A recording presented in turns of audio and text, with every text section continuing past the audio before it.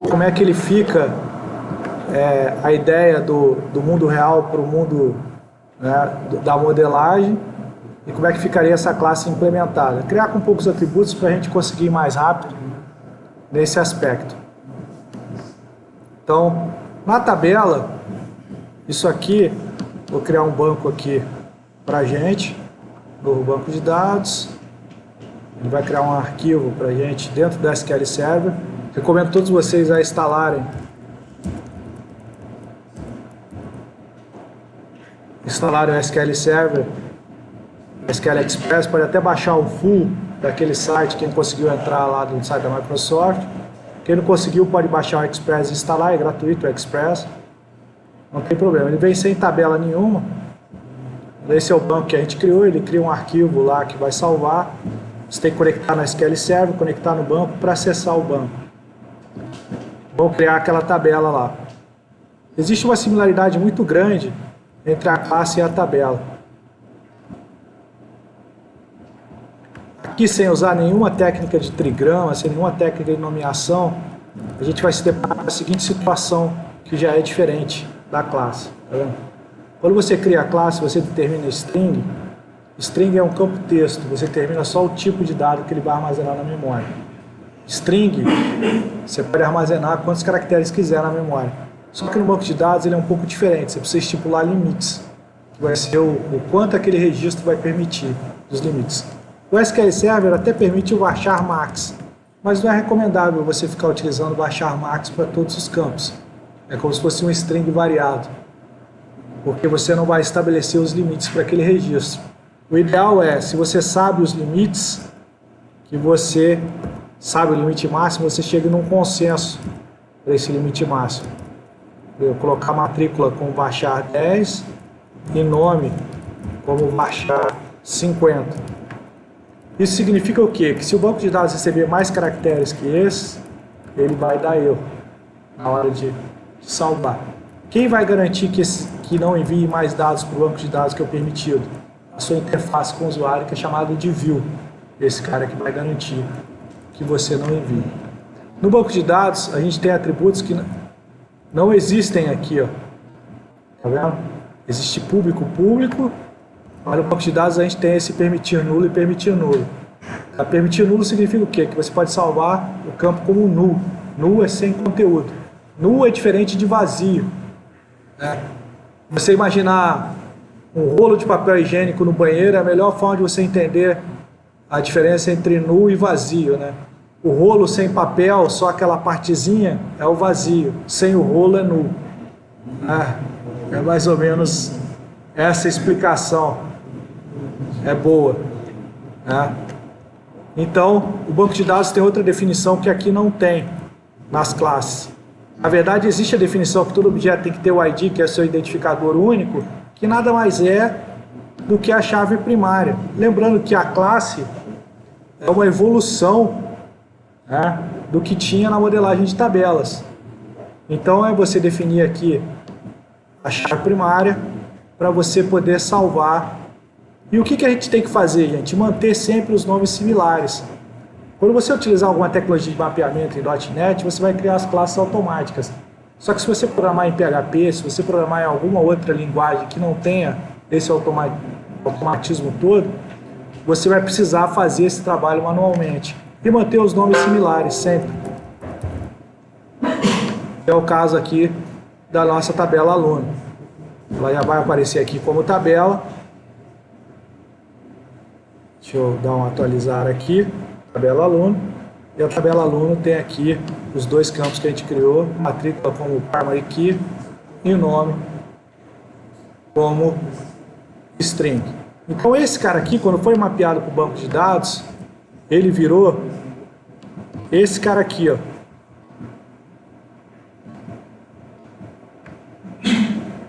Dentro do modelo.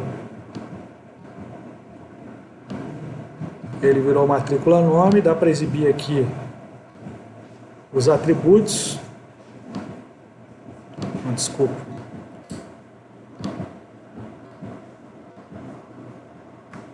Dá para exibir tudo, para a gente entender como ficou essa tabela.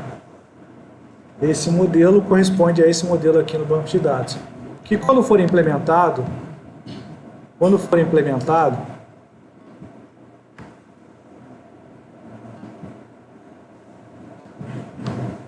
ele vai ficar mais ou menos dessa forma.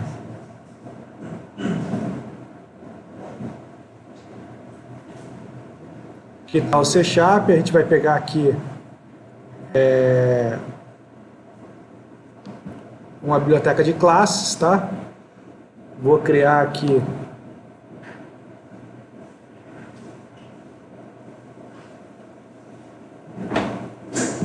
dentro da pastinha das minhas disciplinas aqui.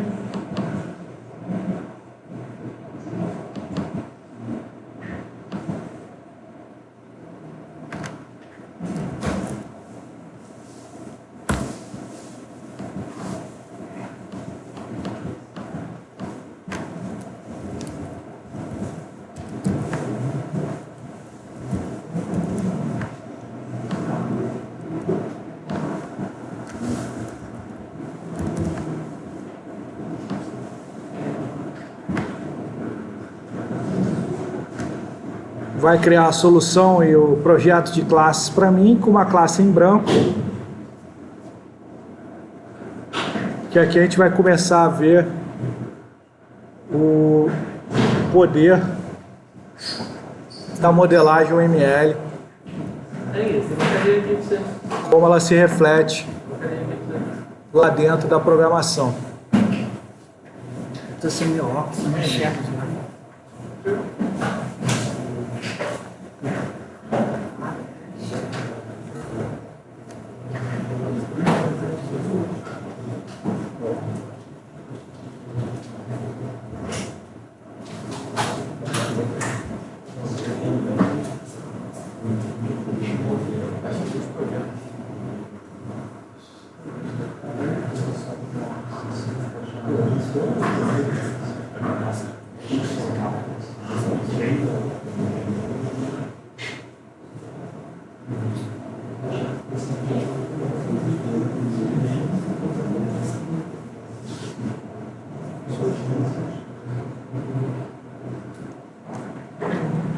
Ter paciência aqui com a nossa carrocinha, né? A gente está falando de 1.7.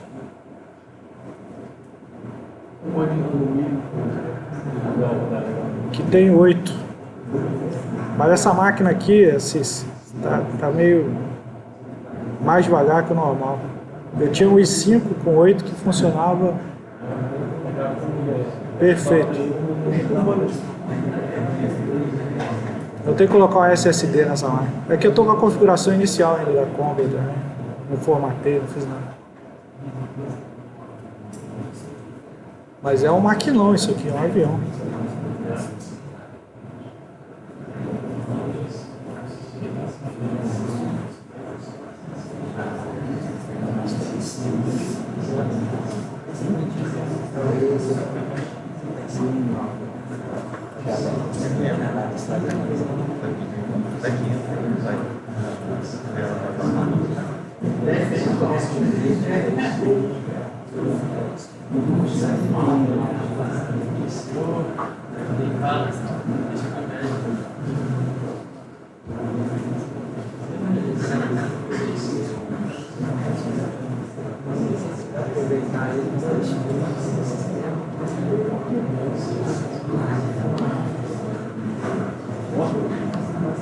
Bem, ele criou aqui o nosso projeto de classes, com aquele nome que a gente deu, e criou um class 1, que na verdade vai virar a nossa class, segundo o nosso modelo, aluno, que é esse cara aqui, ó, vai virar o aluno.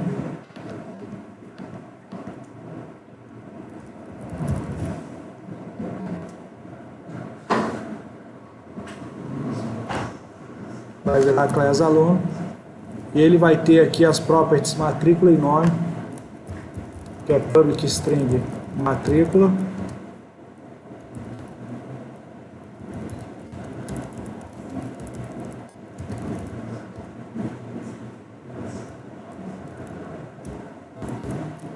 e public string nome.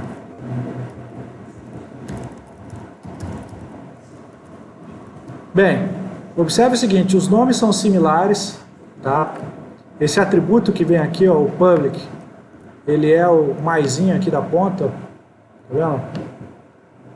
Public protect. Você pode usar, ó, o private, o protect. Tudo isso da modelagem tem aqui. Isso aqui vai definir uma coisa chamada encapsulamento. O que é o encapsulamento? É como os objetos de fora vão enxergar esse atributo. Quando você coloca como public, qualquer objeto de fora enxerga esse atributo. Se você colocar como private, só o próprio objeto consegue enxergar ele. Fica privado ao objeto. O protect, só os que pertencem ao pacote enxergam. É protegido no pacote.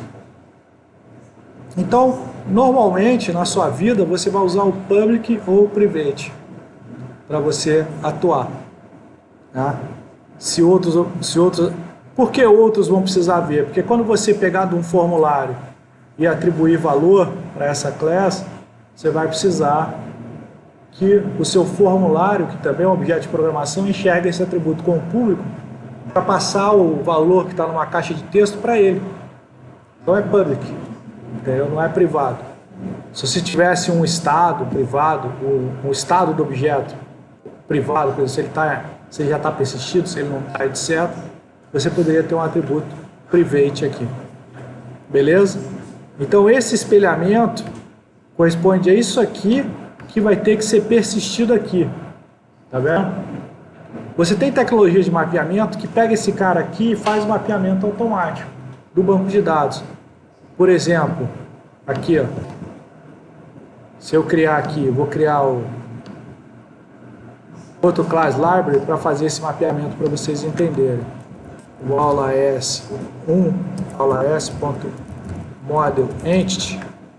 Entity Framework é uma tecnologia de mapeamento objeto relacional que existe no .NET, onde você cria as classes a partir do seu banco de dados ou cria o seu banco de dados a partir das suas classes. Existem esses dois caminhos, tá?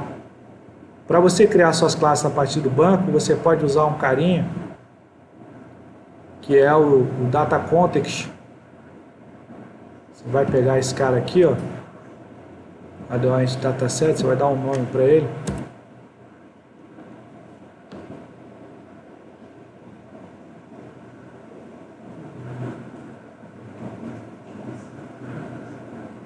Olha lá, ele tem essas opções, ó. Code First, from Database, Empty. Aqui é fazer o modelo pelo banco de dados, ó. Cria o modelo baseado em um banco de dados existente. Você pode escolher a sua extensão de conexão, etc, etc, etc. Né? Aí você pega a sua extensão de conexão. Se você não souber, você pode criar um new connection. Eu estou usando aqui o ponto barra, o Windows Authentication.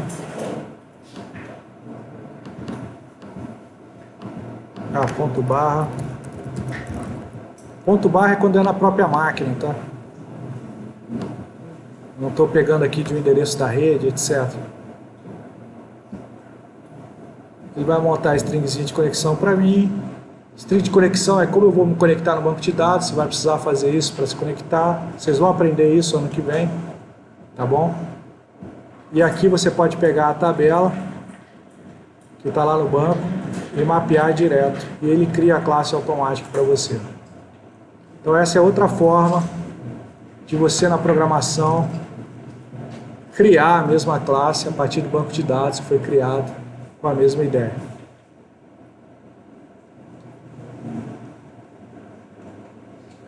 Usando uma biblioteca de mapeamento objeto relacional, como é o caso da Entity Framework, fica muito mais fácil de você criar os insert, os update e os delete no banco de dados. Você não precisa usar SQL para fazer isso. Tá?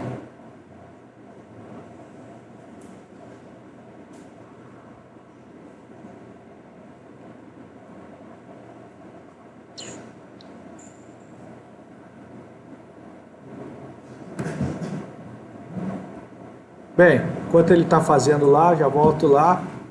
Vamos fazer o mesmo caminho aqui, por exemplo, para uma classe, sei lá, disciplina, né?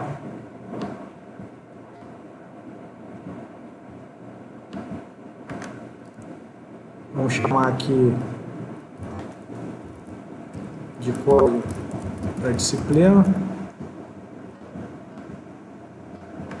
e de nome.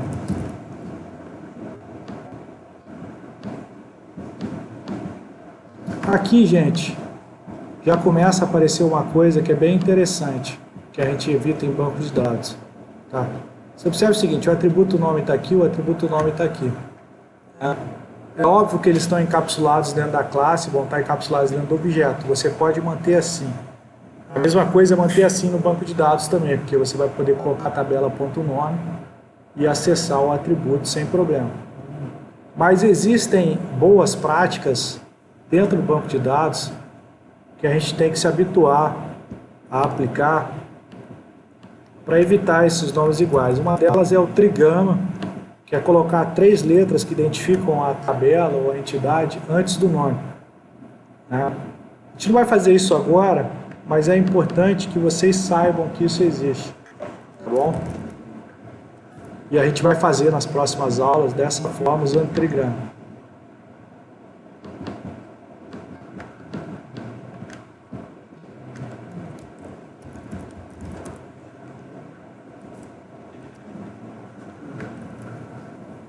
Beleza. Então, vamos ver aqui, ó. Tá vendo? Ó? Ele criou a entidade para a gente automática. Existe tecnologia por trás, que são as tecnologias RAD, que são os Rapid Application Development, que é o desenvolvimento rápido de aplicação, em que o próprio ambiente escreve código para a gente. Ó. Ele gerou a mesma classe, se vocês observarem. Tá vendo? Que linguagem que é essa? C#. Tá vendo? Eles criou o atributo matrícula e o atributo nome. Ele é bem parecido com C, tá? E bem parecido com Java ao mesmo tempo. Como se fosse uma mistura dos dois. Uma coisa própria criada. Então aquela classe que a gente criou na mão, ó, se você observar, está bem parecida com essa classe aqui, criada automática pelo ambiente. Ele criou como partial class porque ele tem essa class declarada em outro lugar. Essa aqui é a parte do código onde ele separou somente a criação dos atributos. Beleza? A mesma coisa aqui, ó, se a gente fizer na nossa classe disciplina, se a gente entrar aqui para criar a nova tabela, tabela,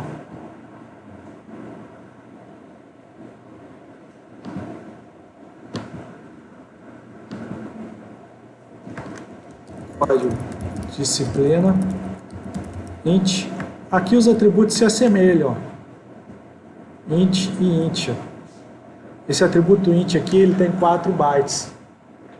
4 bytes vai até um número bem avançado aí. Tem que fazer a conta que eu... Deixa eu ver aqui.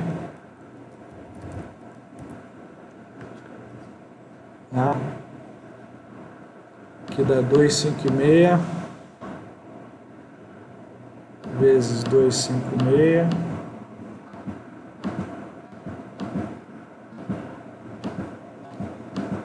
Essa é a quantidade de números que cabe. Como ele aceita números negativos, você tem que dividir por 2, que é de menos esse valor a mais esse valor. Então, o que acontece, gente, é um número muito grande, mas se você tentar armazenar um número maior que esse, ele vai dar Stack Overflow. Por isso que aquele site tem esse nome, né? É estouro de pilha lá, vai dar um estouro de variável, né? Porque ele vai tentar armazenar um valor maior de bytes do que cabe naquela caractere.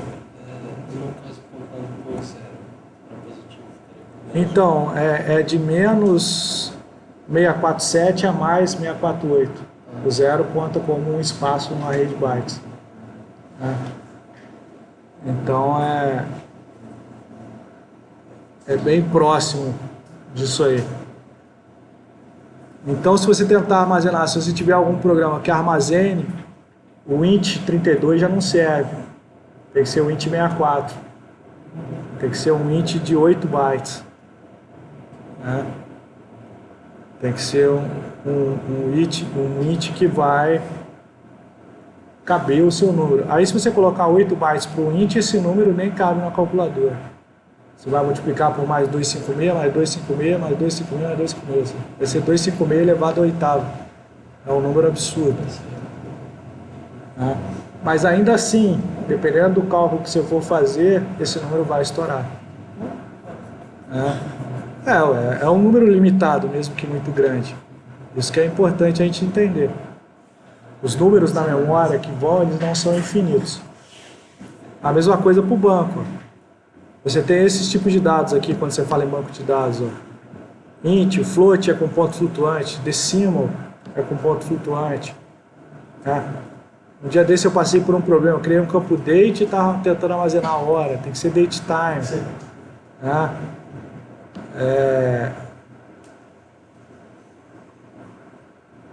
Aí tem campos, o tinyInt é de 2 bytes.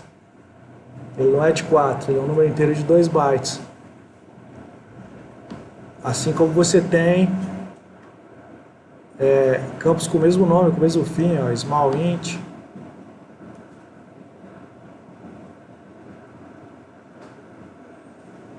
Você tem o bit, que é verdadeiro ou falso. O tinyInt é de 1 byte só, eu acho. O ponto flutuante é a vírgula, cara. Não, ele é um número onde 1 byte é separado para vírgula. Ah, 1 byte? Um bit dele é separado para vírgula. Por isso que fala ponto flutuante, né? É que a partir daquele byte é a casa decimal. A partir daquele bit é a casa decimal. Daquele bit para cá é numérico. Então o range dele diminui ainda. Né? Normalmente eles têm de 4 a 8 bytes que eles precisam de um range maior. Quando você pega um float, por exemplo, o float aceita 17 casas decimais. Então ele é maior. Você pega o money só aceita 4 casas decimais. Então ele é menor. Tem um manual que fala essas coisas? Tem um manual de tipo de dados. É só entrar no próprio SQL Server ou procurar na net que você vai achar os tipos de dados. A mesma coisa com a linguagem de programação. Quando você fala aqui que é string, ó, existe a definição do dado. A mesma coisa quando a gente criar a classe disciplina e colocar como int, o int da programação também aceita só até aquele valor. Porque ele reserva 4 bytes na memória, esses 4 bytes é que vão armazenar o seu número. Se você tentar armazenar mais, vai dar estouro de variável, e aí você vai ter, o seu programa vai simplesmente dar a mensagem e parar. Ele não guarda, porque não tem espaço na memória para guardar aquele valor. Ele não é mágico. Professor, Oi. no Rastar, quando eu estava fazendo, tinha o int e tinha a variável int. Qual é a diferença? Cara, é a mesma coisa, representa a mesma coisa. A diferença é para a linguagem. Se você pegar no C Sharp, se não me engano, você tem até os dois tipos. Ó. Tá vendo? Você tem o int, que é um tipo nativo, tem o int 16, o int 32 e o int 64. O int 64 é maior. E você tem também... Não tem o integer aqui. Não tem. Mas no VB.NET você tem o integer, que é o int. É a mesma coisa, só que muda de linguagem. Isso, muda o nome de linguagem para linguagem. Sim. Então, teoricamente... É importante entender que é um número inteiro de 4 bytes. É isso que você está representando aqui. Quando você for programar, você vai usar uma variável de número inteiro de 4 bytes, independente da linguagem. Então, quando você modela, você já tem que saber para qual linguagem você tem que modelar para saber. Você lembra que a gente falou que o modelo ele vem de mais abstrato para mais físico, que a gente vai especializando ele até chegar no modelo físico? Quando você começa ele no mais abstrato, você não está nem preocupado com os tipos de dados. Você está preocupado com as relações, como elas vão se colaborar. Né? Mas quando você vai descendo para a linguagem que você vai implementar, você vai aproximando ele do físico. E aí sim, você precisa usar o tipo de dado que aquela linguagem utiliza. Entendeu? Quando você sair do modelo lógico, que a gente chama um modelo mais abstrato, para você chegar no modelo físico, que é o que vai ser implementado, você vai ter aí sim a preocupação com os tipos de dados. É essa a ideia. Mas geralmente a pessoa, ela escolhe a linguagem que ela é mais familiarizada, ou a pessoa que está te contratando escolhe? Olha só, o cliente sempre escolhe. Depende do que o cliente está comprando. Se o cliente está comprando um engenho, ele escolhe como vai ser engenhado. Ele escolhe qual linguagem você vai programar, como você vai programar, até qual biblioteca você vai usar. Se o cliente está comprando produto, ele não precisa nem saber como aquilo foi programado. Você precisa saber que está funcionando. Porque se ele compra o engenho, ele paga uma hora, ele paga o seu trabalho como engenheiro. Se ele compra o produto, ele está adquirindo o produto, ele vai pagar licença, ele vai pagar a utilização, ele vai pagar por usuário, é outro tipo de serviço. Quando você, por exemplo, você compra o Windows, você não faz ideia qual linguagem Windows foi desenvolvido. E você usa. A mesma coisa com o Word, com o Excel. Tá? Você está usando, você é o usuário daquilo. Você paga pela licença. Então são coisas diferentes. Mas se o cliente comprar o engenho, eu contratei você para programar um software para mim, depois o código-fonte vai ficar comigo. Ele tem que escolher em que você vai entregar o código-fonte. E a pessoa, você entrega, por exemplo, lá na minha equipe eu não tenho ninguém que desenvolve em Python. Lá na minha equipe a gente desenvolve VBNet e C Sharp. Aí você desenvolve um software e entrega em Python para a nossa equipe. Está aqui, ou seja, não faz sentido, não tenho quem mantenha esse software. Entendeu? Se eu contratei o código-fonte, eu quero que você entregue uma coisa que eu consiga manter depois. Então, geralmente, quando você pede só um engenho, é mais difícil da pessoa pedir a manutenção também? Depende da empresa, depende da forma. Quando você contrata o engenho, significa o seguinte, que você quer que o conhecimento daquele software fique com você também. Você não quer só usar como produto. Quando é uma coisa muito específica, quando não faz sentido, não tem produto de mercado. Quando existe produto de mercado, você rateia o custo de engenho com mais 1000 clientes. Você compra o produto. E você compra a manutenção do produto também, porque você não tem capacidade de manter. Você fala de um software de folha de pagamento. Você precisaria de uma equipe muito grande para você manter o software sempre atualizado com as leis atuais. Tá? E se você já tem uma empresa que faz isso para 1000 clientes, rateia isso com 1000 clientes. Eu compro o programa e rateio o custo de manutenção. Pago lá 1.000, 2.000 por mês de manutenção. Sai muito mais barato do que eu ficar mantendo esse produto. Então essa é a diferença. Mas tem coisas que são tão específicas que você precisa ter um código-fonte para você manter. Então você compra aquilo também com o código-fonte. Mas aí você paga o engenho do cliente. Você paga o tempo que ele gastou modelando, o tempo que ele gastou projetando, o tempo que ele gastou programando. Você paga isso. Vocês têm um programa específico lá que modelou as centrífugas? Olha só, o projeto das ultracentrífugas, na empresa onde eu trabalho, ele foi desenvolvido pela Marinha sob sigilo industrial. Né? Então a própria INB não tem acesso. Não tem acesso? Não tem acesso. Existe um segredo industrial danado. Até para entrar na área controlada, a gente assina um termo de responsabilidade de sigilo. E você só vê tubo. Você não vê nada demais, mas você assina o termo. Você só vê tubo de ferro. Eu, pelo menos, só vi tubo de ferro. Então, espero que eu não tenha revelado nenhum segredo industrial aqui, falando de tubo de ferro. Mas existe sigilo porque é uma tecnologia que interessa a outros países e existe esse senso de responsabilidade lá. Talvez aí lá, talvez não, mas é bem secreto. Quando você faz um engine para uma situação dessa, vamos supor, uma firma que quer sigilo... Você assina o termo de sigilo. E se tiver um vazamento tecnológico... Se provar que você é o responsável, as multas são altíssimas. É multa comercial aí. Começa a ficar com medo. Quando você... Já existem pareceres de órgãos controladores e jurisprudência que é o seguinte: quando você desenvolve um programa trabalhando para uma empresa, sob contrato, o programa não é seu, é da empresa. Quando você é demitido, você não leva seu programa embora, seu programa fica. Né? Você está levando seu conhecimento, é óbvio, o conhecimento é seu. E você assina um termo de não poder desenvolver uma tecnologia parecida com um concorrente, alguma coisa assim? Dependendo da empresa, sim. Não é o caso da maior parte das empresas onde o setor de TI é um setor que presta serviço para a própria empresa. Tá? Mas tem empresas, por exemplo, você trabalha no software house para desenvolver software de RH. Você tem acesso a todo o código-fonte do software dos caras. Você faz melhorias, você trabalha na equipe. É óbvio que você assina um termo que você, de repente, por até 2 anos, por exemplo, você não pode prestar serviço para a empresa igual. Entendeu? É óbvio isso. Não é... O cara não vai entregar o ouro assim. Não, o medo maior é você ter uma firma de desenvolver software Com certeza, e ser existe espionado. Você ser espionado e ocorrer um vazamento e você ter que dar conta disso. Né? Não, com certeza. O medo maior é isso. O conhecimento no software é no produto que você escreve, né? Está nas linhas de comando. Bem, vamos dar sequência aqui para a classe disciplina. A mesma coisa aqui na nossa tabela, código de disciplina e nome. Não existe string, né? Baixar 50. Não vamos permitir nulo. E vamos colocar a chavezinha primária aqui. Essa classe disciplina. Essa classe, ela também vira um arquivinho aqui, ó.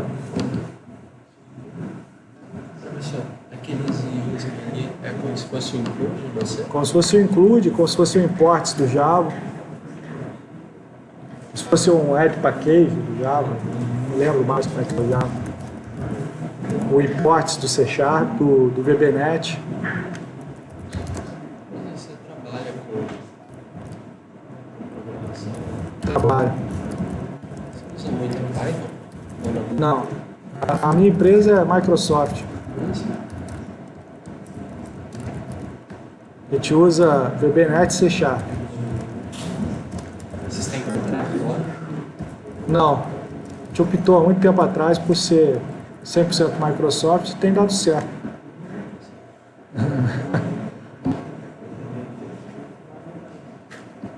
Mesma coisa aqui, ó.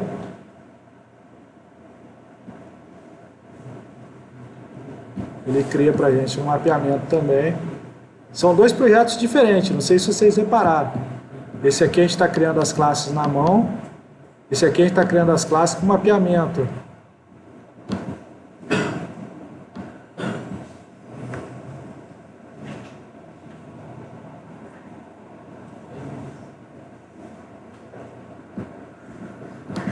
Ele não atualizou o nosso contexto.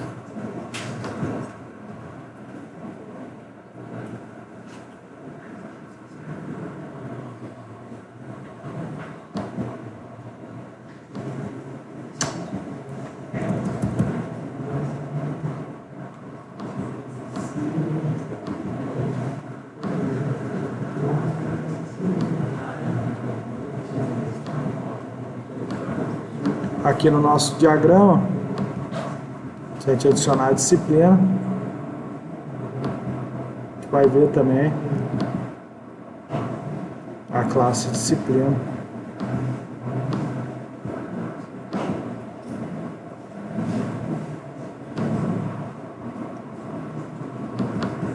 Criou aqui agora. A classe disciplina criada.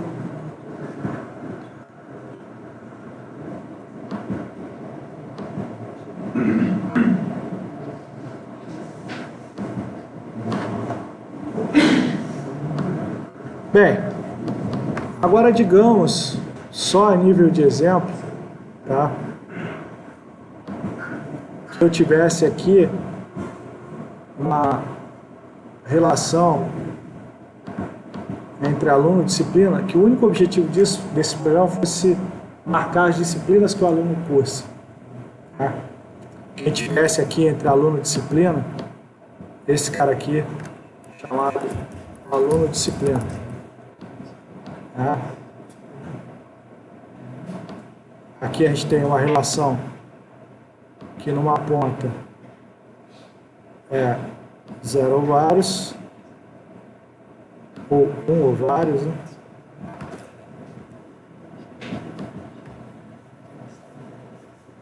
Não, 0. A disciplina pode ser cadastrada sem aluno e o aluno pode ser cadastrado sem disciplina. 0 ovários. tivesse aluno de disciplina. A gente fez diversos modelinhos desses na sala de aula e não entendeu bem como fica essa relação dentro do banco de dados. Dentro do banco de dados, você vai ter também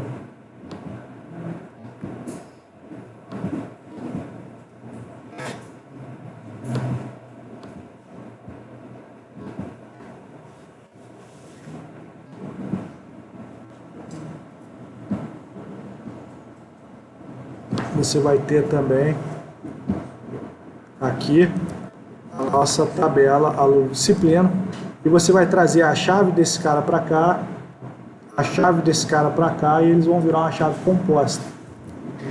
Então aqui vai ter a matrícula que é um baixar 10, não é isso?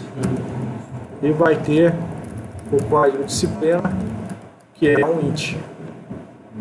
E esses dois caras viram chave primária nessa entidade que a gente está criando, que é a aluno disciplina. Ah, professor, só isso resolve? Não, no banco de dados a gente ou faz a relação na unha, criando os índices via código, ou vai vir aqui no diagrama de banco de dados, o diagrama que a gente criou, né? Vai adicionar a tabela, aluno disciplina, a tabela está aqui, vai arrastar a matrícula daqui para cá, vai mandar ele criar, ok, e vai arrastar o código da disciplina para cá, e vai mandar ele criar, ok. Toda a relação vários para vários vira um para vários e um para vários. Né? Relação vários para vários vira um para vários e um para vários. E a mesma coisa acontece aqui na class. Tá? Aqui na class, a gente vai criar aqui uma classezinha aluno disciplina. E essa classezinha vai ter que carregar os atributos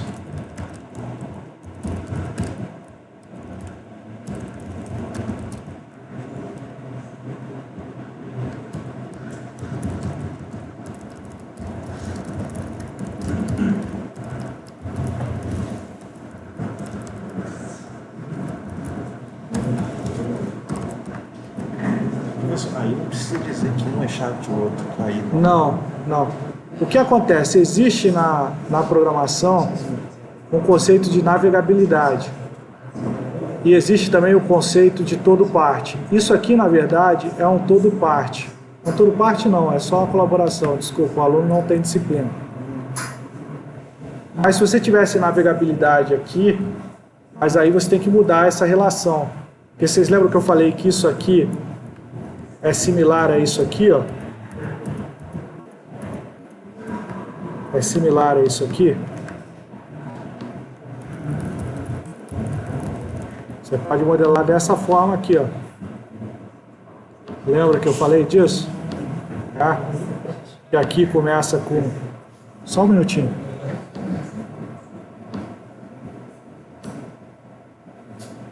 Que é toda a relação vários para vários.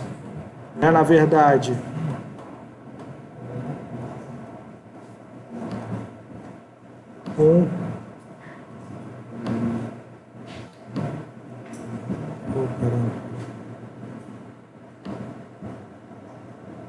que é na verdade 1 para 0 vários e 1 para 0 vários. Tá? Essa modelagem aqui é similar àquela outra, tá? Então a gente está representando a mesma coisa com notações diferentes. Nasceu fruto daquela associação, mas no final acaba virando isso aqui.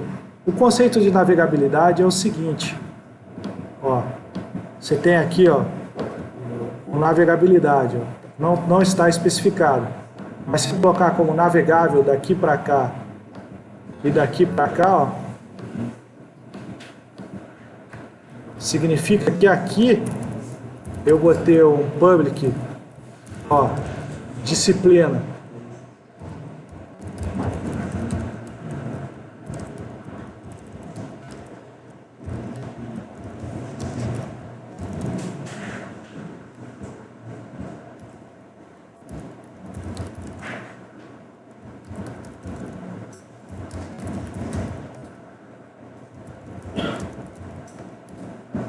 Que eu vou conseguir navegar desse objeto aqui, ó, para o aluno.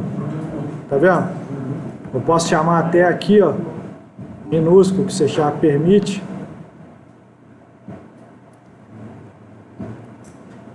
Tá? E aí quando eu colocar objeto.disciplina, eu vou acessar a disciplina de origem. É lógico que eu vou ter que programar eles ainda, que eles não estão programados. Mas esse é o conceito de navegabilidade. Que eu consigo sair desse objeto aqui e ir para a disciplina. Desse objeto aqui, ó, eu consigo subir para a disciplina. Desse objeto eu consigo subir para o aluno. Subir para a disciplina. Mesma coisa aqui, ó, desse objeto eu consigo subir. Eu prefiro usar o My aqui. Pessoal, então o primeiro disciplina é o conjunto. O primeiro disciplina é a class, que ele até coloca uma coisinha diferente, ó, é o nome do objeto. Class, aula.model.disciplina. É o tipo do dado. Tá vendo? O tipo do dado não vem antes?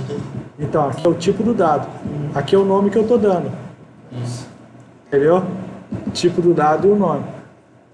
Tá?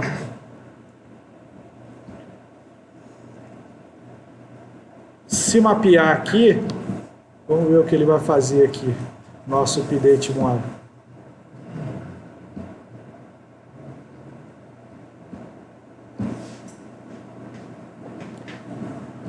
Tá vendo? Ele colocou o conjunto de disciplinas, ó, dentro do aluno, ó, ele nem criou. Por que não chega a criar? Ele nem criou o cara. E da disciplina você consegue ir para o aluno. Cara, ele entendeu que é uma classe fraca. Entendeu? Que ela é um subconjunto. Aí eu não programaria dessa forma. Essa classe está contida aqui dentro. Dentro do... Se você entrar aqui dentro do aluno... Se ele atualizou aqui a nossa programação, vamos dar lá no Custom Tool.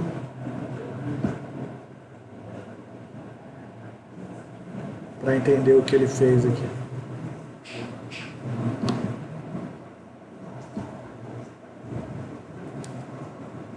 Porque nesse caso o conceito todo parte não está aplicado.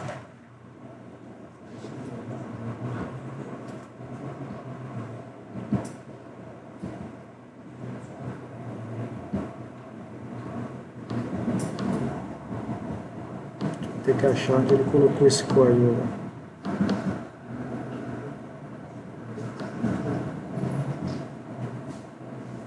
Aqui, ó, ele criou a disciplina como um DB7. Não é disciplina. Ele não atualizou, tá vendo? Ele só fez a relação. Ah, tá vendo? Ele fez a relação vários para vários, mas não mostrou a classe. Ele criou aqui, ó, aluno disciplina. Ele criou a relação vários para vários, só que ele não mostrou a classe, que não tem nenhum atributo dela, só tem as chaves. Né? E aí criou a navegabilidade, ó, de disciplina você chega em aluno, aqui tem um conjunto de alunos que fazem aquela disciplina, e aqui no aluno tem o conjunto de disciplinas que pertence a ele. Entendeu? Já fez isso automático pra gente. Oi.